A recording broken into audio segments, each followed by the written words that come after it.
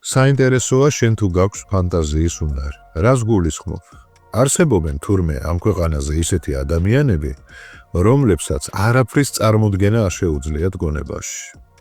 აი მე მაგალითად შემიძლია წარმოვიდგინო მწვანე მინდორი და ამ მინდორში დგას რაღაც ყვითელი სახლი, შემოღობილია ეს სახლი, პატარა ხეები დგას, ერთ-ერთ ხეზე მაგალითად ვაშლი არის ამოსული წითელი. ამას ყველაფერს მე ვხედავ გონებაში.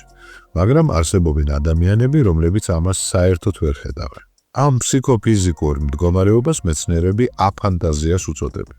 დაწერე კომენტარებში შენ თუ შეგიძლია ყველაფრის წარმოდგენა. მაგალითად, როდესაც რამეს კითხულობ, თუ შეგიძლია რომ წარმოიდგინო ის ყველაფერი, რაც იმ ტექსტში წერია. ხოლო ის ადამიანები, ვისაც ასე ვთქვათ, აფანტაზია აქვს, ამას ვერაფერს ვერ წარმოიდგენენ, იმათქვა უბრალოდ იციან ეს ფაქტად, რომ ეს ესე არის, იმიტომ რომ ასე წერია.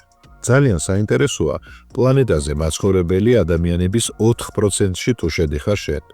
ანუ შენ თუ ხარ ის ადამიანი, რომელსაც აფანტაზია აქვს, აუცილებლად დაწერე კომენტარში.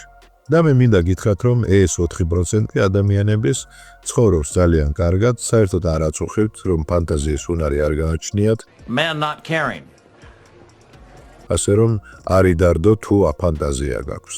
თქვენც დაწერეთ კომენტარებში, ვისაც გაგაჩნიათ მდიდარი ფანტაზია, რამდენად კარგად შეგიძლიათ გონებაში დახატოთ ესა თუ ის მოვლენა.